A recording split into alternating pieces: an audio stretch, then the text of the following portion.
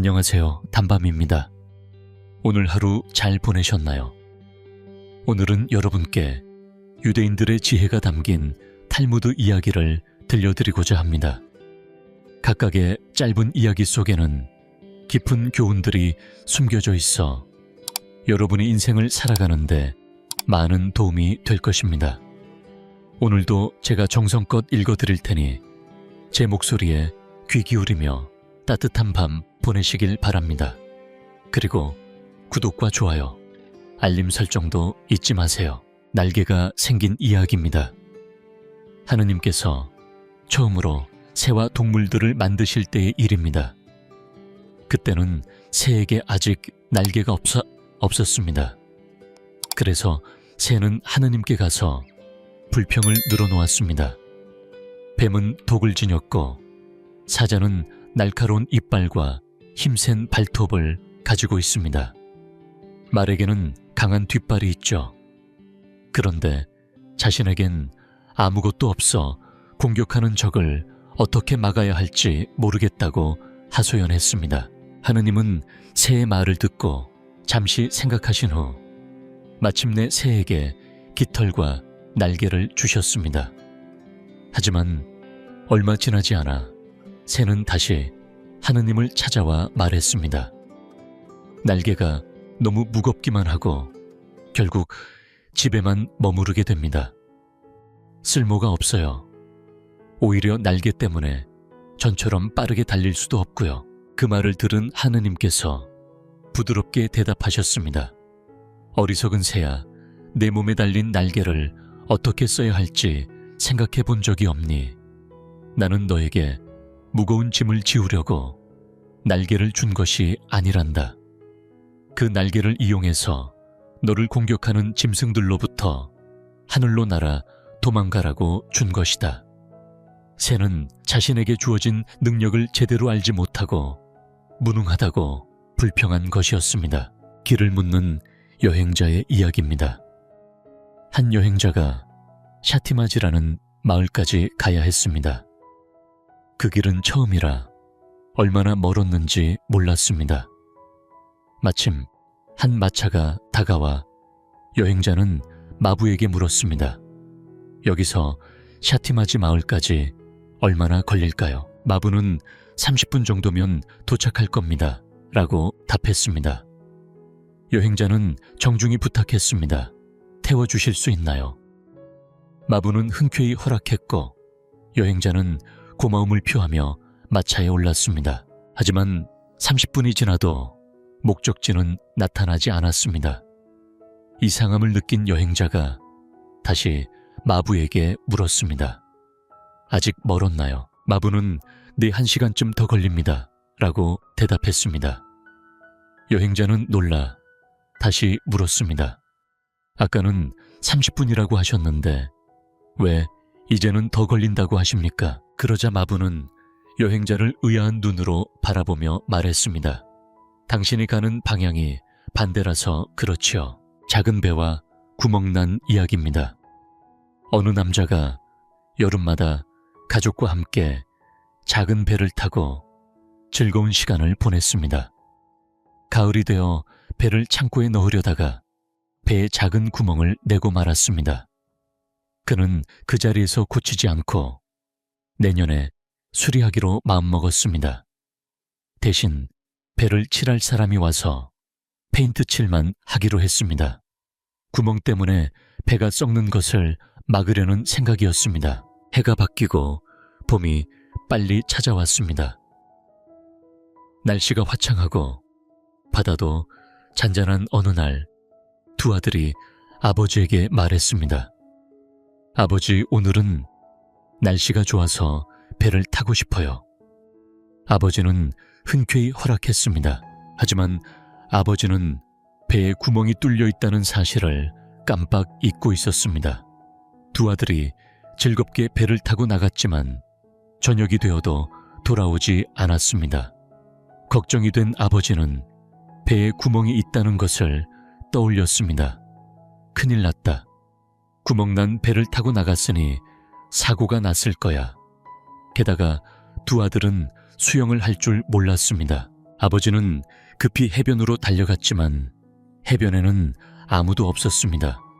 두려운 마음으로 바다를 바라보던 그때 멀리서 노를 저어 돌아오는 두 아들이 보였습니다.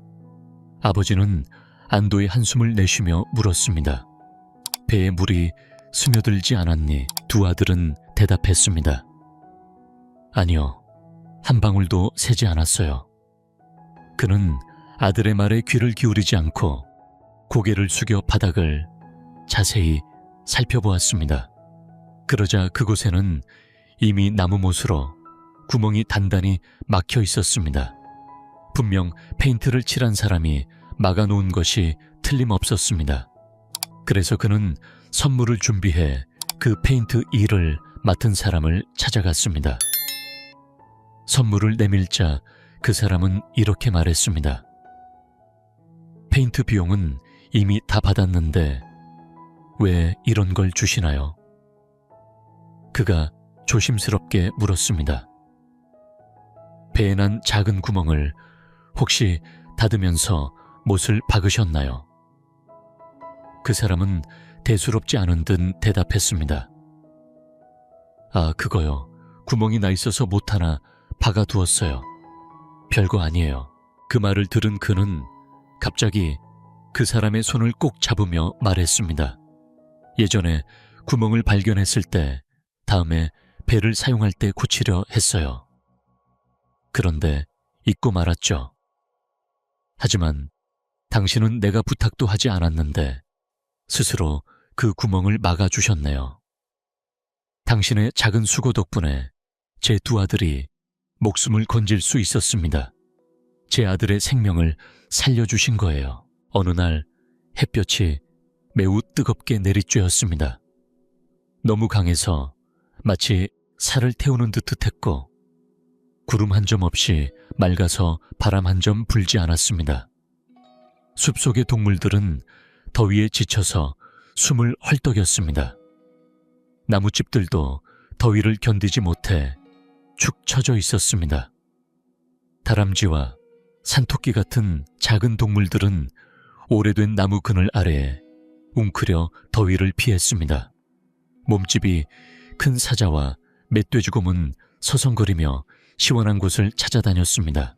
결국 사자와 멧돼지는 숲속의 작은 샘을 발견했습니다. 그 물은 작지만 매우 시원했습니다. 멧돼지가 고개를 숙이며 말했습니다. 시원한 물을 마음껏 마시면 좀 나아질 거야. 그 순간 사자가 끼어들었습니다. 내가 먼저 왔으니 내가 먼저 마셔야 해. 멧돼지도 질세라 대답했습니다. 무슨 소리야? 내가 먼저 왔으니까 내 차례야. 두 동물은 서로 밀치며 결국 싸움이 시작되었습니다. 마치 죽일 듯이 격렬하게 싸웠습니다. 한참 싸우다가 잠시 숨을 돌리며 하늘을 올려다보았습니다. 까마귀와 독수리들이 그들 주위를 맴돌며 싸움 중인 동물들을 노리고 있었습니다. 사자가 멧돼지에게 말했습니다. 우리 둘이 싸워서 죽으면 까마귀와 독수리만 득을 보는 거야. 그러니 싸움은 그만두고 함께 샘물을 나누어 마시자. 멧돼지도 고개를 끄덕이며 말했습니다. 그래, 그게 맞는 말이야. 그렇게 두 동물은 싸움을 멈추고 사이좋게 물을 마셨습니다. 존이라는 사람이 친구 브라운을 찾아왔습니다. 급한 일이 생겨서 만 빌려줄 수 있겠니? 브라운은 흔쾌히 돈을 빌려주었습니다. 며칠 후 길거리에서 두 사람이 우연히 마주쳤습니다. 브라운이 말했습니다. 전에 5,000원 빌렸지. 이번엔 1만 원으로 갚는 건 어떨까? 곧 돌려줄게. 브라운은 잠시 생각하다가 다시 돈을 빌려주었습니다. 며칠 후 또다시 만난 자리에서 이번엔 존이 먼저 말했습니다. 전에 1만 원 빌렸는데 이번엔 2만 원으로 빌려줄 수 있겠니? 곧 꼭 갚을게. 브라운은 마음속으로 걱정하면서도 친구가 필요하다면 어쩔 수 없다며 돈을 빌려주었습니다. 2주일 뒤 두 사람은 다시 길에서 만났습니다. 존이 말했습니다. 자네에게 빌린 돈 꼭 갚을 테니 조금만 더 기다려줘. 브라운은 말없이 고개를 끄덕였습니다. 2만 원의 빚이 있다고 하자 브라운은 급히 손을 저으며 말했습니다. 아닙니다. 저는 당신에게 돈을 빌린 적이 없습니다. 시장에서 말을 산 남자가 말을 이끌고 집으로 돌아가는 길이었습니다. 갑자기 하늘이 어두워지고 거센 바람이 불면서 폭풍우가 몰아쳤습니다. 주변 어디에도 피할 곳이 없었고 말은 겁에 질려 꼼짝하지 못했습니다. 그대로 있으면 얼어 죽을 상황이었습니다. 절박한 마음에 남자는 하느님께 간절히 빌었습니다. 하느님, 제발 이 폭풍을 멈춰주세요. 제가 소원을 이루게 된다면 이 말을 팔아 얻은 돈을 모두 하느님께 바치겠습니다. 그 기도가 닿았는지 폭풍은 거짓말처럼 사라졌습니다. 남자는 약속을 지키기 위해 말을 끌고 다시 시장으로 갔습니다. 그런데 말뿐 아니라 닭 한 마리도 함께 데리고 갔습니다. 시장 사람 중 한 명이 물었습니다. 그 닭은 팔 생각이 있나요? 남자는 대답했습니다. 예, 그렇습니다. 하지만 말까지 전부 사는 사람에게만 닭도 함께 드리겠습니다. 닭값은 50만 원, 말값은 5천 원이라 했지만 남자는 일부러 말값과 닭값을 바꿔 말했습니다. 닭값만 하느님께 바치려는 속셈이었습니다. 숲속에 아주 멋진 뿔을 가진 사슴이 살고 있었습니다. 어느 날 연못께서 자신의 모습을 보며 흐뭇해했습니다. 내 뿔은 임금님의 왕관처럼 빛나구나. 하지만 자신보다 가늘고 긴 다리를 내려다보며 불만을 토로했습니다. 왜 이렇게 멋진 뿔을 주면서 다리는 못생기게 만들었을까? 그때 갑자기 사자가 나타났습니다. 잡히면 죽는다. 사슴은 가느다란 다리를 힘껏 움직여 빠르게 도망쳤습니다. 사자도 최선을 다해 쫓았지만 사슴은 너무 빨라 따라잡지 못했습니다. 그러나 한참을 달리던 중 사슴의 자랑스러운 뿔이 나뭇가지에 걸리고 말았습니다. 사슴은 필사적으로 빠져나오려 애썼지만 뿔은 단단히 걸려 떨어지지 않았습니다. 곧 사자가 다가와 사슴의 목을 물었고 사슴은 죽음 앞에서 후회했습니다. 내가 잘못 생각했구나. 가느다란 다리가 나를 살렸고 크고 화려한 뿔이 나를 죽음으로 이끌었구나.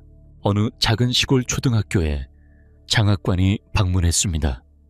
장학관은 교실에 들어가 학생들이 공부하는 모습을 살폈습니다. 그날 사회 시간에 교탁 위에는 지구본이 놓여 있었습니다. 장학관이 학생에게 질문했습니다. 왜 이 지구본은 기울어져 있을까요? 학생은 얼굴을 붉히며 더듬거리며 대답했습니다. 제가 그렇게 한 건 아닙니다. 이 말에 장학관은 어이가 없었습니다. 옆에 있던 선생님에게 말했습니다. 어떻게 이런 대답이 나올 수 있죠? 아이들을 어떻게 가르친 겁니까? 담임 선생님도 얼굴을 붉히며 대답했습니다. 이 지구본은 처음 살 때부터 원래 기울어져 있었습니다. 장학관은 놀라움을 감추지 못했고 교장 선생님을 부르라고 했습니다. 잠시 후 교장 선생님이 급히 달려왔습니다. 장학관은 상황을 설명하며 크게 꾸짖었습니다. 그러자 교장 선생님도 담임 선생님에게 엄하게 말했습니다. 교재를 살 때 절대로 고물상에 가지 말라고 몇 번이나 경고했는데 이게 어떻게 된 일이냐. 정말 부끄러운 일이다. 한 마을에 젊은 나이에 대머리가 된 남자가 있었습니다. 그는 자신의 대머리를 부끄러워했습니다. 그래서 늘 머리를 가리려 애썼습니다. 여름에는 햇볕을 막기 위해 밀짚 모자를 쓰고 겨울에는 털 모자를 썼습니다.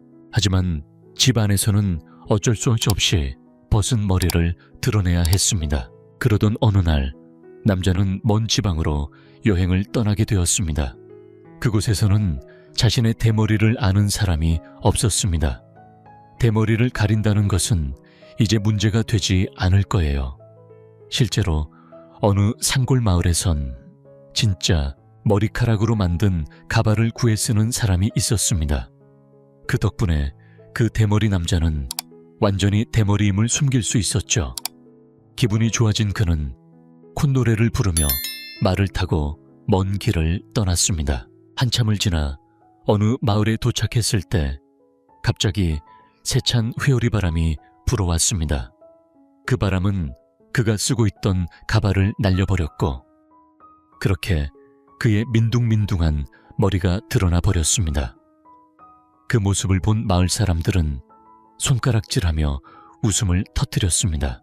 그 모습을 본 남자는 말에서 내려 가발을 집어들며 담담하게 말했습니다. 내 머리카락도 아닌 것을 바람에 날렸다고 놀랄 일이 있나요? 오히려 내 머리털을 떼어낸 사람들이 더 이상하지요. 그런데 이 일로 인해 그는 임금님의 노여움을 사게 되었고 결국 사형을 선고받았습니다. 그는 임금님 앞에 끌려가며 필사적으로 목숨을 구걸했지만 임금님의 분노는 매우 컸습니다. 경비병들이 몰려와 그를 끌고 갔고 그는 처형을 기다리는 신세가 되었습니다. 하지만 그는 절박한 마음으로 다시 임금님께 간청했습니다. 부디 1년만 시간을 주십시오. 그러면 제가 임금님께서 가장 사랑하시는 말을 하늘을 나는 법을 가르쳐 드리겠습니다. 임금님은 호기심이 생겨 그에게 시간을 주기로 결정했습니다. 그에게 다시 말했습니다. 내 말을 다시 한번 해봐라. 그는 확신에 찬 목소리로 대답했습니다. 네, 1년 안에 반드시 임금님의 사랑하는 말을 하늘을 나눈 법으로 만들겠습니다. 임금님은 만약 약속을 지키지 못하면 어떤 벌이라도 달게 받겠다는 말도 들었습니다. 이리하여 사형은 잠시 미루어졌지만 그는 감옥에서 풀려난 것은 아니었습니다. 다시 원래 있던 감옥으로 돌아갔을 뿐입니다. 그런데 그가 살아서 돌아오자 감옥에 있던 죄수들은 크게 놀랐습니다. 죽을 줄 알았던 그가 멀쩡히 돌아왔기 때문입니다. 그는 임금님 앞에서 했던 약속을 다시 죄수들에게 이야기했습니다. 모두가 그 말을 듣고 놀라움을 감추지 못했죠. 그중 나이가 지긋한 죄수가 물었습니다. 도대체 왜 그런 터무니없는 약속을 했느냐? 만약에 1년 후에 못 이룬다면 어떻게 할 생각인가? 그는 태연하게 답했습니다. 걱정 마십시오. 그때는 그저 죽으면 되는 겁니다. 죄수는 놀라 물었지요. 그게 무슨 뜻이냐? 그는 차분히 말했습니다. 어차피 지금 당장 처형당하는 것보다는 1년이라는 시간이 미뤄진 것이 더 나은 선택 아니겠습니까? 그 말에 나이 많은 죄수도 고개를 끄덕이며 이해하기 시작했습니다. 사내는 또 생각했습니다. 1년 동안 임금님이 먼저 세상을 떠날 수도 있고 아니면 내가 다른 이유로 죽을 수도 있다고. 결국 미래는 아무도 알 수 없는 것이니까요. 그는 조용히 말을 이었습니다. 누가 압니까? 정말 1년 후에는 말이 하늘을 날 수도 있겠죠. 한편 개와 우유 이야기가 있습니다. 한 집에서 개를 키웠습니다. 그 개는 똑똑하고 애교가 많아서 온 가족의 사랑을 받으며 지냈습니다. 그런데 어느 날 갑작스럽게 그 개가 세상을 떠나고 말았습니다. 가족들은 깊은 슬픔에 빠졌고 특히 그 집 아이가 가장 크게 상심했습니다. 아이와 개는 밤마다 같은 침대에서 함께 자곤 했기에 아이는 더더욱 슬펐습니다. 눈물을 흘리며 아이가 울자 아버지는 그를 위로했습니다. 세상의 모든 생명은 언젠가는 떠나는 법이란다. 개도 마찬가지야. 다시 예쁜 개 한 마리를 데려와서 키우면 되지 않겠니? 아이도 간신히 울음을 멈추고 부탁했습니다. 아버지, 우리 개를 집 뒤뜰에 묻어주세요. 아버지는 고개를 저었습니다. 그건 안 된다. 개를 집 안에 묻을 순 없단다. 그리하여 가족 사이에 의견이 엇갈리고 다툼이 일어났습니다. 결국 아버지는 문제를 해결하기 위해 랍비에게 조언을 구하기로 했습니다. 옛날 어느 이스라엘의 작은 마을에 관한 이야기입니다. 한 집에 아주 영리한 개가 살고 있었어요. 그 개는 가족을 따르며 항상 그들을 사랑했습니다. 어느 날 마당 한가운데를 독이 아주 센 뱀이 지나가고 있었지요. 개는 그 뱀을 지켜보며 조심스럽게 짖었지만 가족들은 모두 밖에 나가 일하느라 개가 왜 그렇게 짖는지 알 수 없었습니다. 그 독사는 곡간문이 열려있는 쪽으로 기어갔고 개는 멀리서 그 모습을 주시할 수밖에 없었습니다. 그 뱀은 우연히 큰 우유통 속으로 들어가 버렸어요. 개는 미친 듯이 짖었지만 독사가 우유통 안으로 들어가는 것을 막을 방법이 없었죠. 독사는 입을 벌려 우유 속을 헤엄치면서 독을 퍼뜨렸고 결국 우유통을 빠져나가 어디론가 사라졌습니다. 하지만 개는 곡간문 앞을 떠나지 않고 계속 지키고 있었습니다. 우유에 독이 섞였다는 것을 아는 유일한 존재였기 때문입니다. 해가 지고 가족들이 밭에서 돌아왔습니다. 주인이 저녁 준비를 하려고 곡간으로 갔을 때 갑자기 개가 무섭게 짖기 시작했습니다. 왜 오늘은 이렇게 짖지? 주인은 의아해하며 개를 밀쳐내고 우유를 퍼서 가져왔습니다. 그런데 개는 주인의 옷자락을 물고 끌어당기며 계속 경고했습니다. 주인은 화가 나서 개를 밀쳐내며 그만 좀 해 라고 소리쳤습니다. 하지만 개의 행동을 이해하지 못했죠. 그러다 개는 갑자기 뛰어올라 주인이 들고 있던 우유 그릇을 앞발로 쳐서 떨어뜨렸습니다. 이게 무슨 짓이냐? 주인은 화가 나서 개를 막대기로 때렸습니다. 하지만 개는 도망가지 않고 오히려 우유를 핥아먹으며 자신이 말하고자 하는 바를 보여주었습니다. 우유에 무언가 잘못된 게 있다는 걸 알리려는 듯 했습니다. 주인은 그제야 무언가를 깨닫고 다시 우유를 가지러 곡간에 들어가려 했지만 갑자기 발걸음을 멈추고 큰 소리로 외쳤습니다.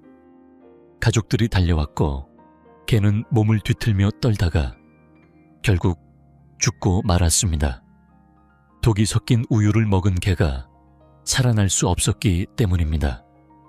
주인은 얼굴이 창백해지며 어떻게 해야 할지 몰랐습니다. 그는 중얼거렸습니다. 이 충직한 개가 우리 가족을 위해 대신 죽었구나. 개는 자신이 우유를 먹어서는 안 된다는 사실을 알면서도 가족을 보호하기 위해 그 위험을 감수한 것이었습니다. 이 이야기는 곧 마을 전체에 퍼졌고 그 집 식구들은 마당 한쪽에 정성껏 개의 무덤을 만들어 주었습니다. 라피가 이 이야기를 마치자 아버지는 깊이 고개를 끄덕였고 집에 돌아가 가족들에게 이 이야기를 들려주었습니다.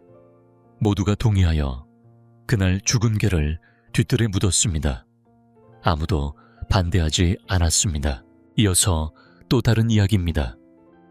최초의 인간이 나무를 심고 있을 때 악마가 찾아왔습니다. 악마는 처음 보는 식물에 감탄하며 말을 걸었어요. 정말 신기한 식물이군요.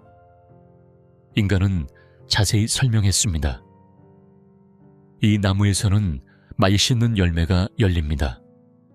그 열매에서 나오는 물을 마시면 기분이 아주 좋아지죠.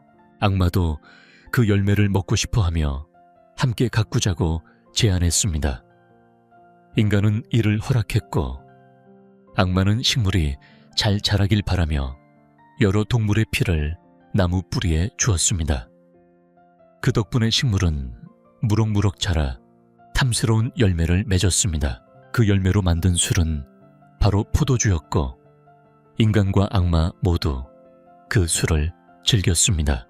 이 이야기는 인간과 자연, 그리고 그 사이에 숨겨진 의미를 담고 있습니다.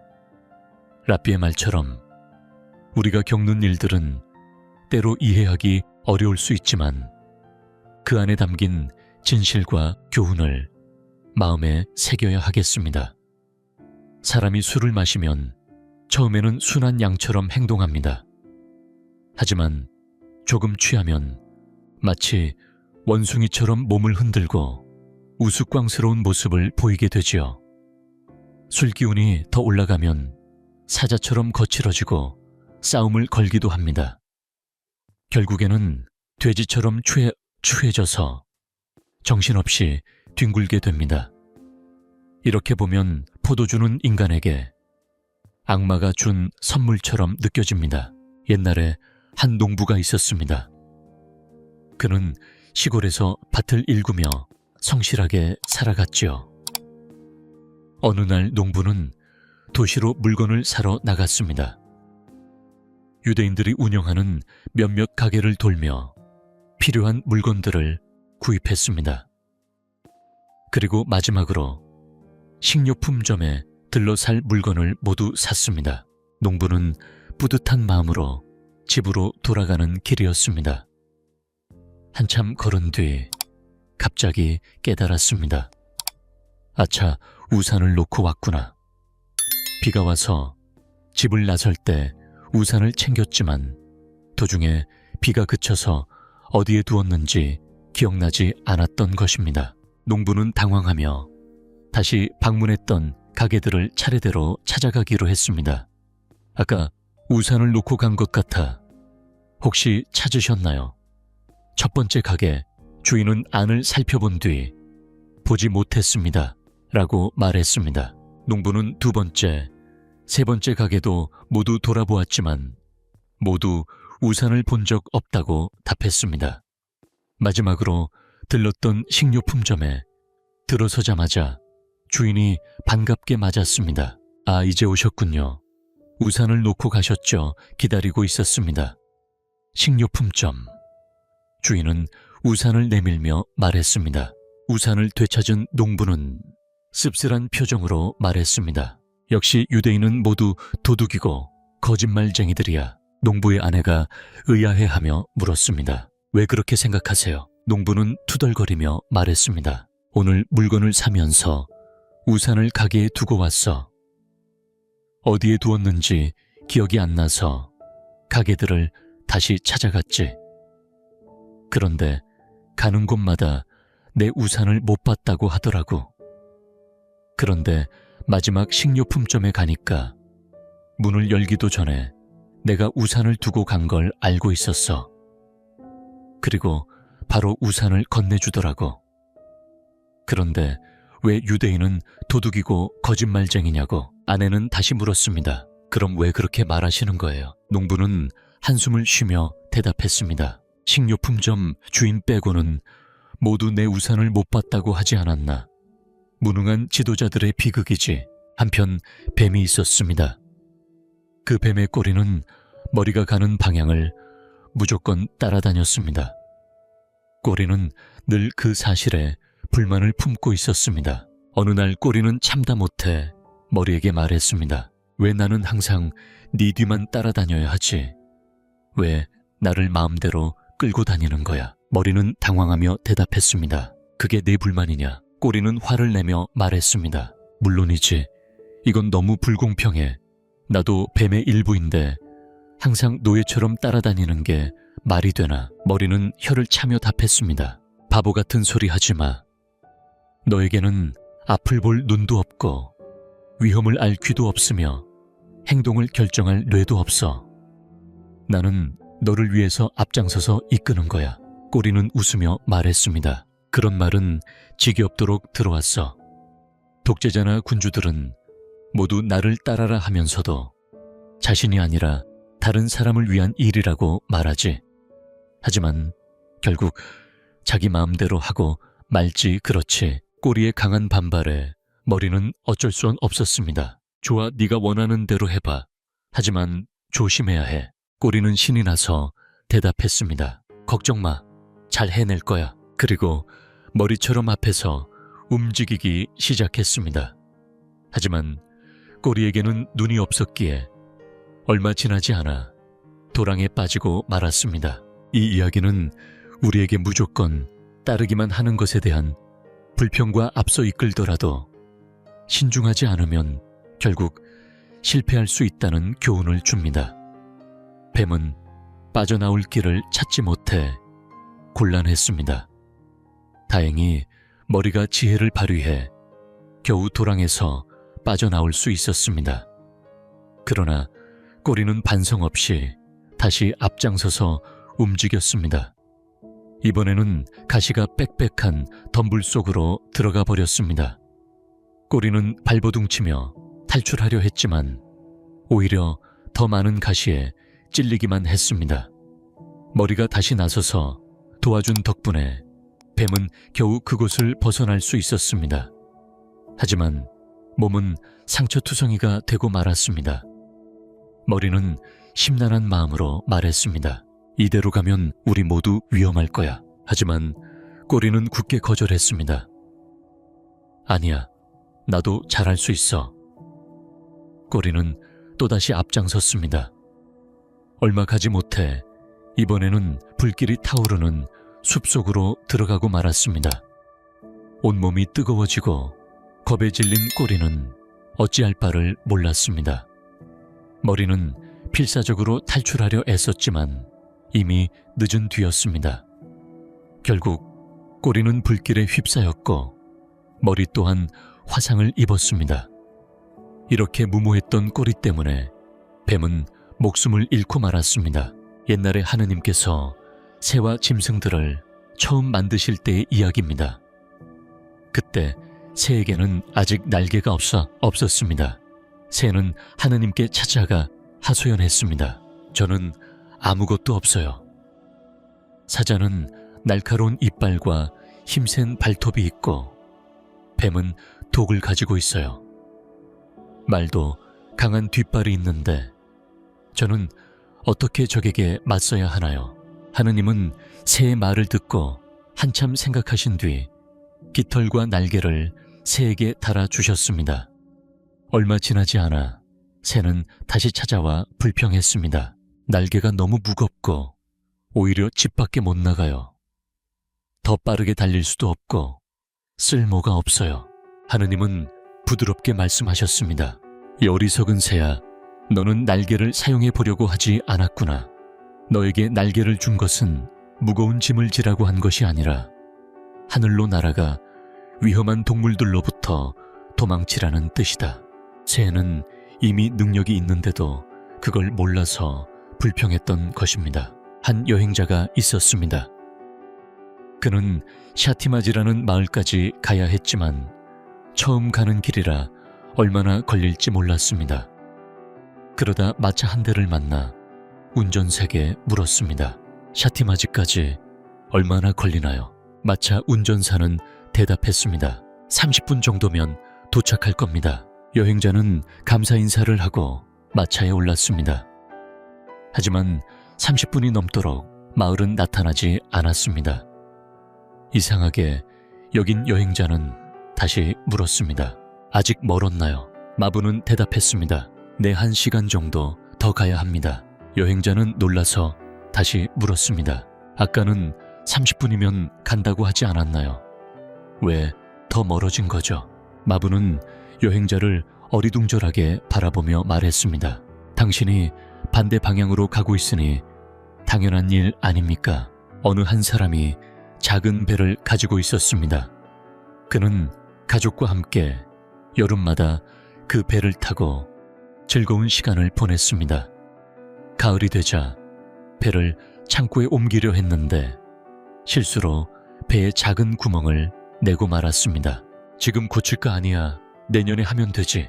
그는 구멍은 고치지 않고 페인트 칠만 하기로 했습니다. 배가 썩지 않게 하기 위해서였습니다. 봄이 빨리 찾아왔고 어느 화창한 날 그의 두 아들이 말했습니다. 아버지, 오늘 날씨가 좋아서 배를 타고 싶어요. 아버지는 그 제안을 흔쾌히 받아들였습니다. 이렇게 간단하지만 깊은 이야기는 우리에게 중요한 교훈을 줍니다. 때로는 지혜를 가지고 신중히 판단해야 하며 스스로 가진 능력을 제대로 이해하고 활용해야 함을 일깨워줍니다. 또한 올바른 방향과 시간을 알아야 목적지에 무사히 도달할 수 있음을 알려줍니다. 그는 흔쾌히 허락했습니다. 배에 구멍이 뚫려 있다는 사실을 완전히 잊은 상태였죠. 두 아들이 즐겁게 배를 몰고 나갔는데도 해가 지도록 돌아오지 않자 그제야 배에 구멍이 뚫렸다는 것이 떠올랐습니다. 큰일이 났다. 배에 구멍이 난 채로 나갔으니 분명 무슨 사고가 났을 거라고 생각했습니다. 게다가 두 아들은 수영도 못했습니다. 그는 하던 일을 멈추고 급히 해변으로 달려갔습니다. 그러나 해변에는 아무도 없었죠. 두려운 마음을 가라앉히며 바다를 바라보았습니다. 그때 멀리서 노를 저으며 돌아오는 두 아들이 보였습니다. 그는 안도의 한숨을 길게 내쉬었습니다. 해변에 도착한 아들에게 물었습니다. 배에 물이 새지는 않았니? 두 아들은 웃으며 대답했습니다. 아니요, 한 방울도 새지 않았어요. 그는 의아해하며 배 밑을 살펴보았습니다.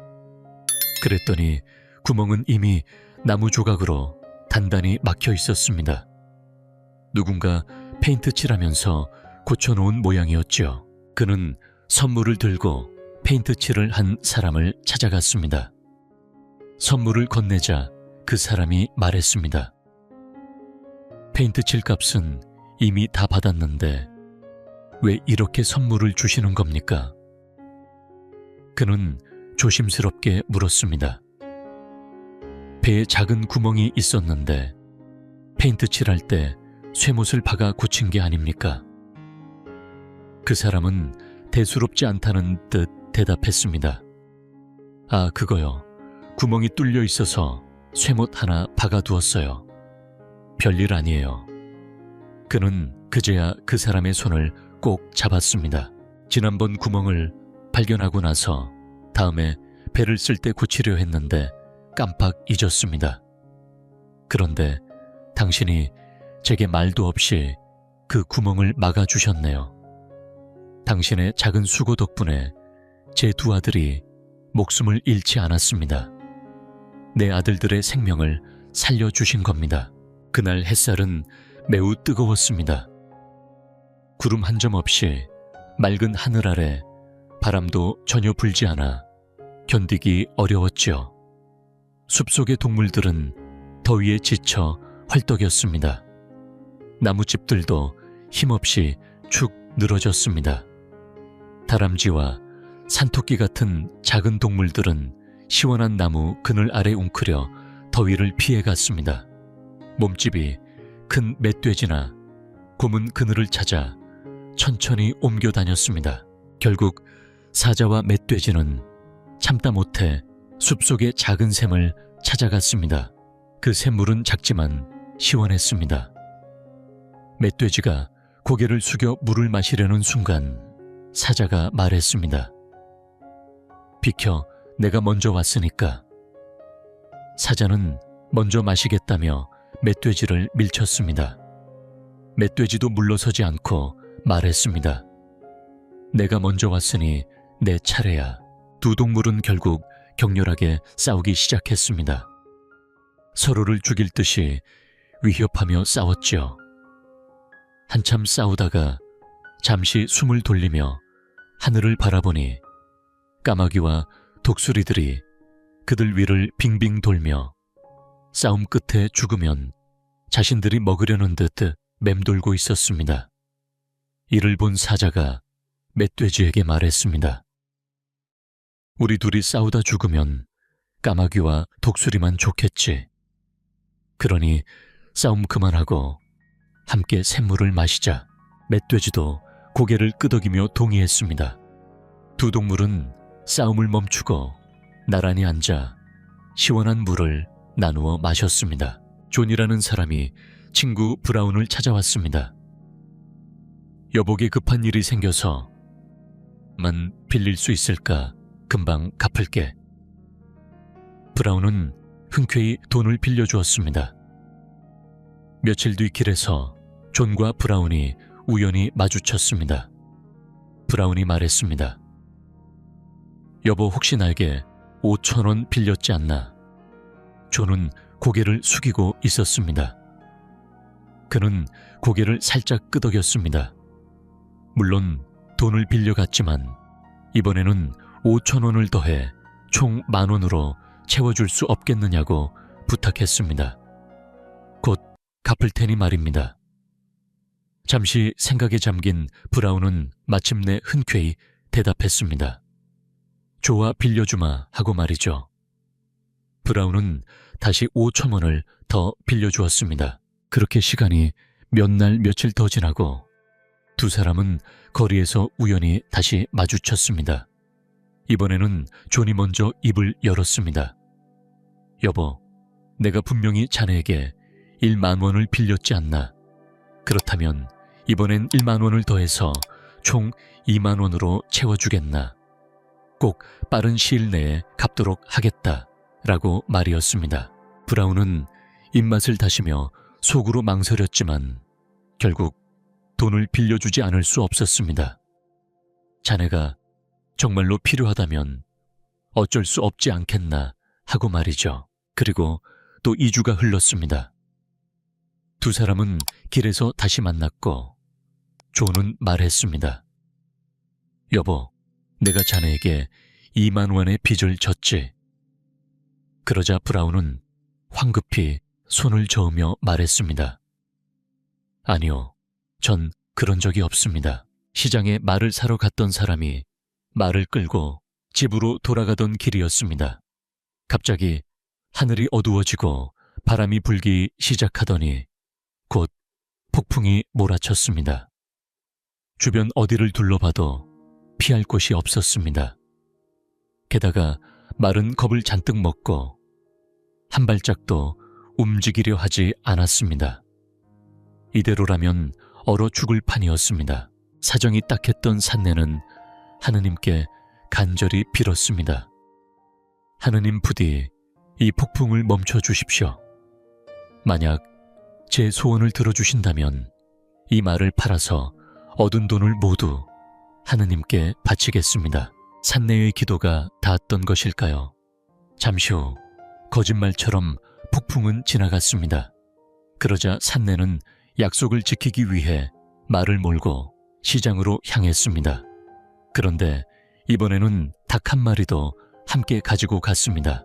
시장에서 말을 팔며 돌아다니는데 한 사람이 다가와 물었습니다. 이 닭은 팔 생각이 있어. 산내가 대답했습니다. 그렇지만 이 말과 닭을 모두 사는 사람에게만 팔겠습니다. 그러자 그 사람이 물었습니다. 그러면 모두 얼마요? 산내는 말값과 닭값을 뒤바꾸어 말했습니다. 닭값은 50만 원이고 말값은 5,000원이라고요. 원래 말값을 바치려던 것이 아니라 닭값만 바치려는 꾀였습니다. 숲속에 멋진 뿔을 가진 사슴 한 마리가 살고 있었습니다. 어느 날 사슴은 연못께 서서 물에 비친 자신의 얼굴을 바라보았습니다. 머리에 난 뿔이 마치 왕관처럼 화려하게 빛났습니다. 내가 이 숲에서 제일 멋진 뿔을 가진 동물이야 라며 스스로 뿌듯해했습니다. 하지만 곧 가느다란 다리를 내려다보며 불만스러운 듯 중얼거렸습니다. 하느님은 공평하지 않으셔. 이렇게 훌륭한 뿔을 주셨다면 왜 다리는 이렇게 못생기게 만드셨을까? 그때 어디선가 사자가 나타났습니다. 으윽 잡히면 죽겠구나 사슴은 가느다란 다리로 번개처럼 빠르게 달아났습니다. 먹이를 발견한 사자도 온 힘을 다해 사슴을 쫓아갔습니다. 그러나 사슴이 너무 빨라서 사자는 쉽게 따라잡지 못했습니다.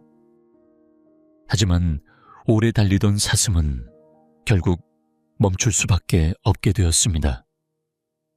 그 멋진 뿔이 나뭇가지에 걸려 버린 것입니다. 사슴은 온 힘을 다해 뿔을 빼려고 했지만 단단히 걸려 좀처럼 빠지지 않았습니다.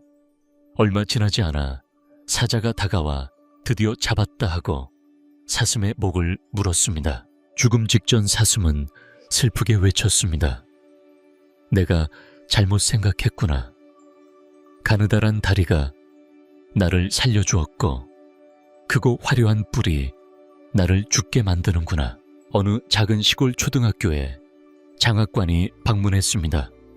그는 교실에 들어가 학생들이 공부하는 모습을 살폈습니다. 그때 사회 시간에 선생님의 책상 위에는 지구본이 놓여 있었습니다. 장학관은 한 학생에게 물었습니다. 이 지구본 끄덕이며 대답했습니다. 물론 돈을 빌린 적이 있었습니다. 그런데 이번에는 5천 원을 더 보태서 총 1만 원을 채워줄 수 있겠느냐고 부탁했지요. 곧 갚겠다고 약속하며 말입니다. 브라운은 잠시 생각하다가 기꺼이 응답했습니다. 좋아 빌려주겠다 하고 말이죠. 그래서 브라운은 또 5천 원을 빌려주었습니다. 시간이 며칠 더 흘렀습니다. 두 사람은 거리에서 우연히 다시 만났습니다. 이번엔 존이 먼저 말을 꺼냈습니다. 여보, 내가 확실히 자네에게 1만 원을 빌렸지.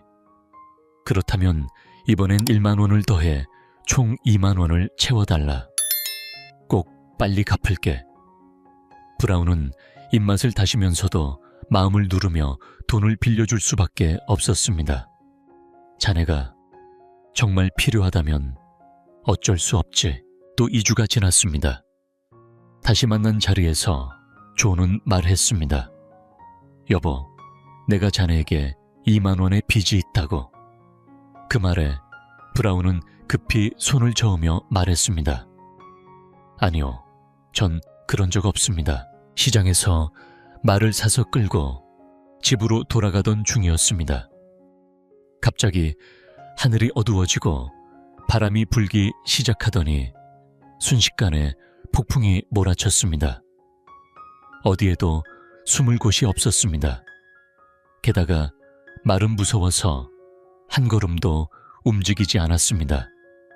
이대로면 얼어 죽을 수밖에 없는 상황이었지요. 딱한 마음에 산내는 하느님께 간절히 빌었습니다. 하느님 부디 이 폭풍을 멈춰주세요. 제 소원을 들어주신다면 이 말을 팔아서 얻은 돈을 모두 하느님께 바치겠습니다. 그 기도가 하느님께 닿았는 지 얼마 지나지 않아 폭풍은 거짓말처럼 사라졌습니다. 산내는 약속을 지키기 위해 말을 몰고 다시 시장으로 갔습니다. 그런데 이번엔 닭 한 마리도 함께 데리고 갔지요. 시장에서 말을 팔기 위해 돌아다니는데 한 사람이 물었습니다. 그 닭은 팔 거요. 산내는 말했습니다. 하지만 이 말과 닭을 함께 사는 분에게만 팔겠습니다. 그러자 그가 물었지요. 그럼 모두 얼마요? 산내는 일부러 말값과 닭값을 바꿔 말했습니다. 닭값은 50만 원, 말값은 5,000원이라고. 원래 닭값을 하느님께 바치려는 속셈이었습니다. 숲속에 아주 멋진 뿔을 가진 사슴이 살고 있었습니다. 어느 날 연못께서 물에 비친 자신의 모습을 바라보며 머리에 난 뿔이 마치 왕관 같다고 생각했습니다. 이 숲에서 나보다 멋진 뿔 가진 동물은 없을 거야. 하지만 이어서 가느다란 다리를 내려다보며 불만스러운 마음이 생겼습니다. 하느님은 공평하지 않아. 이렇게 훌륭한 뿔을 주셨는데 왜 다리는 이렇게 못생기게 하셨을까? 그때 갑자기 사자가 나타났습니다. 잡히면 죽겠구나.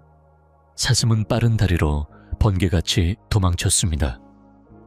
사자도 전력을 다해 쫓았지만 사슴이 너무 빨라 따라잡지 못했습니다. 하지만 한참 달리다 사슴은 멈출 수밖에 없게 되었습니다. 멋진 뿔이 나뭇가지에 걸렸기 때문입니다. 사슴은 온 힘을 다해 뿔을 빼려 했지만 단단히 걸려 쉽사리 빠지지 않았습니다. 잠시 후 사자가 다가와 사슴의 목을 물었습니다. 죽어가면서 사슴은 슬프게 외쳤습니다. 내가 잘못 생각했구나. 가느다란 다리가 나를 살렸고 크고 자랑스러운 뿔이 나를 죽게 하다니. 선생님을 부르라고 했습니다. 잠시 후 교장 선생님께서 숨을 헐떡이며 달려오셨습니다. 장학과에서는 이전에 있었던 일을 설명하며 화를 내셨습니다. 이야기를 다 들은 후 교장 선생님은 담임 선생님께 크게 꾸짖으셨습니다. 내가 얼마나 주의를 줬는데 교재를 살 때는 절대 꼬물상에게 가지 말라고 했잖아. 정말 부끄러운 일이야. 어느 한 마을에 젊은 나이에 대머리가 된 남자가 있었습니다. 그는 자신의 대머리를 매우 부끄러워했습니다. 그래서 벗겨진 머리를 감추기 위해 애썼습니다. 여름에는 햇볕을 막기 위해 밀짚 모자를 썼고 겨울이 되면 털모자를 썼습니다. 하지만 집안에서는 어쩔 수 없이 머리를 드러낼 수밖에 없었습니다. 어느 날 그는 먼 여행을 떠나게 되었습니다. 다른 지역에서는 자신이 대머리라는 사실을 아는 사람이 없으니 가발을 써도 되겠다고 생각했습니다. 진짜 머리카락으로 만든 가발을 구했었고 그 덕분에 대머리가 완전히 가려졌습니다. 기분이 좋아진 그는 콧노래를 부르며 말을 타고 길을 나섰습니다. 한참을 달리다가 한 마을에 들어섰을 때 갑자기 회오리 바람이 불어 가발이 날아가 버렸습니다. 그 바람에 그의 대머리가 드러났습니다. 길가에 있던 사람들이 그를 보며 손가락질하고 웃었습니다. 그는 말에서 내려 가발을 집어들며 차분하게 말했습니다. 내 머리가 바람에 날아간 것이 이상할 게 무엇이 있겠소. 오히려 내 머리를 떼어낸 사람들이 더 이상한 것이요. 그런데 그 사내는 임금님의 노여움을 사서 사형에 처해졌습니다. 그는 임금님 앞에 끌려가 애원했습니다. 어떻게 해서든 죽음을 피하고 싶었던 것입니다. 임금님, 제발 한 번만 살려주십시오. 그러나 임금님의 분노는 컸습니다. 명령이 떨어지자 경비병들이 몰려와 그를 끌고 갔습니다. 그는 끌려가면서도 절박하게 외쳤습니다. 임금님, 1년만 시간을 주십시오. 그동안 임금님이 가장 아끼는 말을 하늘을 날게 만들어 드리겠습니다. 임금님은 잠시 멈칫했습니다. 그 말을 다시 들어보고 싶다는 듯 사내에게 물었습니다. 내가 한 말을 다시 말해보아라. 사내는 대답했습니다. 네, 임금님. 1년 안에 임금님께서 가장 사랑하는 말을 하늘을 날게 할 방법을 알려드리겠습니다. 임금님은 고개를 끄덕이며 말했습니다. 만약 내 말이 사실이 아니면 내가 어떤 벌을 내리든 다게 받아들여라. 그래서 사내의 사형은 연기되었습니다. 하지만 그는 풀려난 것이 아니라 다시 감옥으로 돌아갔습니다. 그가 죽지 않고 돌아오자 감옥 안죄수들은 놀랐습니다. 왜 살아 돌아왔는지 궁금했습니다. 사내는 임금님 앞에서 한 말을 죄수들에게 들려주었습니다. 그 말을 들은 죄수들은 입을 다물지 못했습니다. 그중 나이든 죄수가 물었습니다. 그런 말도 안 되는 거짓말을 왜 했느냐? 만약 1년 안에 실패하면 어떻게 할 셈이냐? 사내는 차분히 대답했습니다. 걱정하지 마십시오. 실패하면 그때는 죽으면 되는 것이죠. 나이든 죄수는 놀란 표정으로 물었습니다. 그게 무슨 뜻이냐? 사내는 조용히 말했습니다. 어차피 당장 사형당하는 것보다는 1년의 시간을 더 받는 게 낫지 않겠습니까? 죽는 날까지 1년을 더 살 수 있는 거니까요. 그 말에 나이든 죄수도 그제야 이해했습니다. 사내는 주위를 둘러본 뒤 낮은 목소리로 이어 말했습니다. 나는 또 생각했습니다. 1년 안에 임금님이 죽을 수도 있고 나 역시 그 전에 죽을지도 모른다는 것을요. 아니면 다른 일로 죽을 수도 있고요. 어쨌든 1년 뒤에 어떤 일이 일어날지 아무도 모르는 일입니다. 혹시 1년 후면 정말 말이 하늘을 나는 날이 올지도 모른다고 그는 생각했습니다. 옛날 어느 집에서 한 마리의 개를 길렀습니다.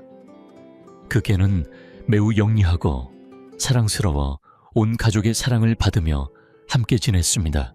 그러나 어느 날 갑작스럽게 그 개가 세상을 떠나고 말았습니다. 가족들은 모두 큰 슬픔에 빠졌지만 그 중에서도 특히 집안의 어린아이가 가장 크게 마음 아파했습니다. 아이는 개를 누구보다 아꼈고 밤이면 함께 침대에서 잠을 잘 정도였습니다. 아이는 눈물을 멈추지 못하며 깊이 울었습니다. 그 모습을 본 아버지는 조용히 아이를 다독이며 말했습니다. 세상 모든 생명은 언젠가 떠나는 법이란다. 개도 마찬가지야. 또 예쁜 새끼를 한 마리 길러서 다시 가족이 될 수 있단다. 아이는 아버지의 말에 겨우 눈물을 거두고 조심스레 부탁했습니다. 아버지, 개를 집 뒤뜰에 묻어주세요. 하지만 아버지는 고개를 저으며 말했습니다. 그럴 수는 없어. 집안에 개를 묻을 수는 없단다. 이로 인해 가족들 사이에 의견이 엇갈리고 다툼이 일어났습니다. 결국 아버지는 이 문제를 해결하고자 랍비를 찾아가 이야기를 나누었습니다. 랍비는 조용히 이야기를 듣고 이렇게 말해 주었습니다. 옛날 이스라엘의 어느 마을에 한 가족이 살고 있었습니다. 그 집에는 똑똑한 개 한 마리가 있었습니다. 개는 가족을 따르며 모두에게 사랑받았습니다. 어느 날 마당 한가운데를 뱀 한 마리가 지나갔습니다. 개는 그 뱀을 주의 깊게 지켜보며 짖기 시작했습니다. 그러나 집안 사람들은 모두 밖에 나가 일을 하느라 무슨 일이 일어나는지 알지 못했습니다.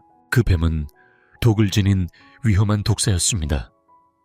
독사는 마당을 지나 문이 열려있는 곳간으로 들어갔습니다.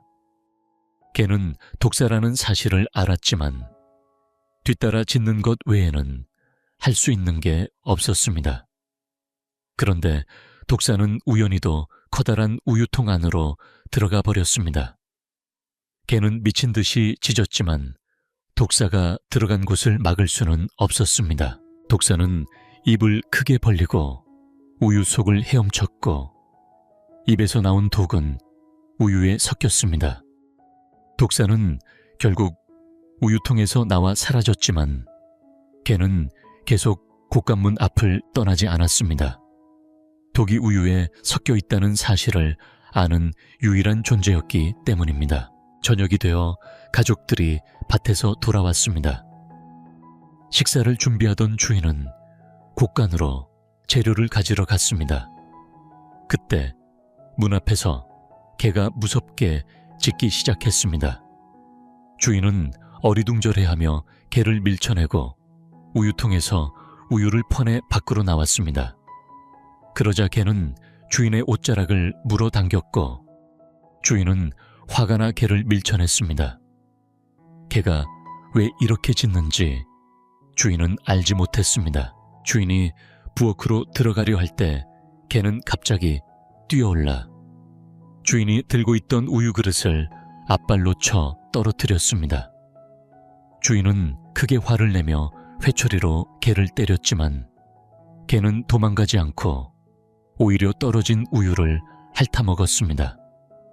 아, 이 우유가 문제였구나 하고 주인은 그제야 깨달은 듯 웃으며 다시 곳간으로 우유를 가지러 들어가려 했습니다. 그런데 그 순간 주인은 깜짝 놀라며 소리쳤습니다. 큰일 났어요. 누가 좀 도와주세요. 가족들이 모두 달려나왔습니다. 우유를 핥아먹은 개가 몸을 뒤틀며 떨다가 얼마 지나지 않아 죽고 말았기 때문입니다. 독사에 독이 섞인 우유를 먹은 개가 살아날 리 없었던 것입니다. 주인은 얼굴이 창백해져 어떻게 해야 할지 몰랐습니다. 우유에 독이 섞여 있었던 모양이에요. 그래서 개가 그렇게 짖었겠죠. 그러면서도 자신이 개를 매질했던 것을 후회하며 죽은 개를 쓰다듬었습니다. 이 개가 우리 가족을 대신해서 죽었구나. 충직한 개는 독이 든 우유를 경구하기 위해 자신을 희생했습니다.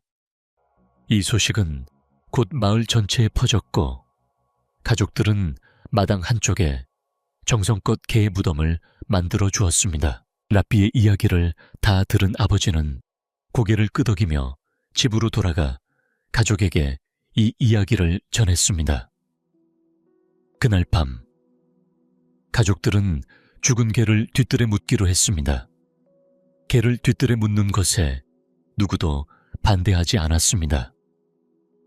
그렇게 개는 평화롭게 잠들 수 있었습니다. 처음 인간이 한 구루나무를 심고 있었습니다. 그때 악마가 다가와 말을 걸었습니다. 정말 처음 보는 식물이군요. 악마의 감탄을 들은 인간은 그 나무에 대해 자세히 설명해 주었습니다. 이 나무에는 맛있는 열매가 맺힙니다. 그 열매에서 나오는 즙을 마시면 기분이 아주 좋아진답니다. 악마도 그 즙을 마셔보고 싶다고 했습니다. 인간은 웃으며 말했습니다. 함께 키워도 괜찮아요. 어려운 일이 아니니 같이 돌봅시다. 악마는 나무가 잘 자라길 진심으로 바랐습니다. 그래서 양원숭이 사자돼지를 차례로 잡아 그 피를 나무 뿌리에 주었습니다. 덕분에 나무는 빠르게 자라났고 결국 탐스러운 열매를 맺게 되었습니다. 인간은 그 열매로 술을 만들었습니다. 이 나무는 바로 포도나무였고 그 열매로 만든 술은 포도주였습니다. 술을 마시는 인간의 모습을 보면 처음에는 양처럼 순한 듯 보입니다. 그러나 조금 취하면 원숭이처럼 춤을 추고 익살스러운 행동을 합니다. 더 많이 취하게 되면 사자처럼 거칠어지고 아무거나 물어뜯으며 싸움을 걸기도 합니다. 마지막에는 돼지처럼 추하게 행동하며 정신없이 굴러다닙니다. 포도주는 사실 악마가 인간에게 준 특별한 선물이었던 것입니다. 어느 시골 농부가 밭을 일구며 평화롭게 살고 있었습니다. 어느 날 농부는 가까운 도시로 장을 보러 갔습니다. 그는 유대인들이 운영하는 여러 가게를 둘러보며 필요한 물건들을 샀습니다. 마지막으로 식료품점에 들러 사고자 한 모든 물건을 구입했습니다. 농부는 만족스러운 마음으로 집으로 돌아가려 했습니다. 그런데 걷다 보니 갑자기 생각났습니다. 우산을 어디다 두었지? 집을 나올 때 비가 내렸기에 우산을 가져왔던 것이었습니다. 하지만 비가 그치자 돌아다니던 중 우산을 두고 온 것을 깜빡 잊은 것이었습니다. 문제는 우산을 두고 온 장소가 어딘지 전혀 기억나지 않는다는 점이었습니다. 과연 어디에 뒀을까? 농부는 어리둥절하며 머리를 굴렸습니다. 결국 들렀던 가게들을 처음부터 다시 돌아보기로 마음먹었습니다. 첫 번째 가게 주인에게 우산을 두고 갔는지 물었지만 보지 못했다고 답했습니다. 두 번째 가게 역시 마찬가지였습니다. 농부는 방문했던 모든 가게를 다 찾아갔지만 대답은 모두 같았습니다. 우산을 본 적 없다는 것이었습니다. 마지막으로 들렀던 식료품점에 간 농부는 문을 열자마자 주인이 반갑게 맞아주었습니다. 아, 이제 오셨군요. 우산을 두고 가셔서 기다리고 있었습니다. 여기 있습니다. 우산을 되찾은 농부는 집으로 돌아오며 불만스러운 표정으로 말했습니다. 유대인들은 모두 도둑이고 거짓말쟁이들이야. 그의 아내는 놀라 물었습니다. 왜 그렇게 생각하세요? 농부가 답했습니다. 오늘 물건을 사러 가서 우산을 어디에 뒀는지 기억이 안 나서 가게들을 차례로 찾아갔거든. 그런데 처음부터 모두 우산을 못 봤다고 하더라고. 마지막에 식료품점에 갔는데 거기 주인만 우산을 가지고 있었어. 어느 날 누군가 달려오면서 내가 말을 시작하기도 전에 우산을 내려놓고 가버렸죠. 그런 상황에서 누군가가 나에게 우산을 건넸습니다. 그런데 왜 유대인들이 모두 도둑이며 거짓말쟁이라고 불리는 걸까요? 농부의 아내가 의아한 표정으로 물었습니다. 그러자 농부는 살짝 투덜거리며 말했어요. 내 우산을 본 사람은 식료품점 주인뿐인데 그 외에는 아무도 못 봤다고 하지 않나요? 한편 뱀 한 마리가 있었습니다. 이 뱀의 꼬리는 늘 머리가 가는 방향을 따르기만 했습니다. 그래서 꼬리는 언제나 불만이 가득했지요. 결국 어느 날 꼬리는 참지 못하고 머리에게 물었습니다. 왜 나는 항상 당신 뒤만 따라다녀야 하나요? 왜 마음대로 나를 이끌고 다니는 거죠? 머리는 뜻밖이라는 듯 말문이 막혔습니다. 그게 불만이라고 당연히 불공평하지. 나도 뱀의 일부인데 항상 따라만 다녀야 한다는 게 말이 안 돼. 머리는 혀를 차며 안타까운 표정을 지었습니다. 바보 같은 소리 하지 마. 너는 앞을 볼 눈도 없고 위험을 판단할 귀도 없잖아. 그리고 행동을 결정하는 두뇌도 없지. 나는 나를 위해서가 아니라 바로 너를 위해 맨 앞에서 이끌고 있는 거야. 꼬리는 그 말을 듣고 크게 웃으며 대답했습니다. 그런 말은 귀에 딱지가 않도록 들어왔어. 독재자나 군주들도 다 똑같이 자기 말을 따르라고 하지. 그러면서 다른 사람을 위한 일이라는 그럴싸한 이유를 내세우지만 결국엔 자기 마음대로 하고 만다고. 그렇지 않아 꼬리가 이렇게까지 반발하자 머리는 어쩔 수 없이 말했습니다. 좋아, 네가 원하는 대로 해보자. 하지만 조심해야 해. 꼬리는 신이 나서 말했지요. 걱정 마세요. 잘 할 수 있어요. 그리고 머리처럼 앞으로 나서 움직이기 시작했습니다.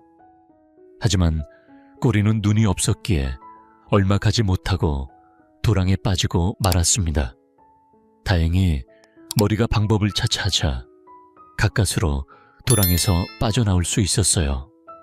그러나 꼬리는 반성하지 않고 다시 앞장섰습니다. 이번에는 가시투성이 덤불 속으로 들어가 버렸어요. 꼬리는 벗어나려 애를 썼지만 몸은 점점 더 가시에 찔릴 뿐이었습니다. 그때도 머리가 나서서 뱀을 덤불에서 구해냈지만 온몸은 상처투성이가 되고 말았습니다. 짜증난 머리는 말했습니다. 이대로 가다간 우리 모두 죽을 거야. 하지만 꼬리는 단호히 거절했어요. 아니야, 나도 잘할 수 있어. 꼬리는 다시 용감하게 앞장섰습니다. 이번에도 얼마 가지 못했고 결국 불길이 활활 타오르는 숲으로 들어가고 말았습니다. 뜨거운 불길에 몸은 점점 달아올랐고 꼬리는 두려움에 어찌할 바를 몰랐습니다. 다급해진 머리는 필사적으로 탈출하려 애썼지만 이미 때는 늦어버렸습니다. 결국 꼬리는 불에 타고 말았고 머리도 함께 불길에 휩싸여 죽음을 맞았습니다. 무모한 꼬리의 행동 때문에 뱀은 생을 마감하고 말았습니다.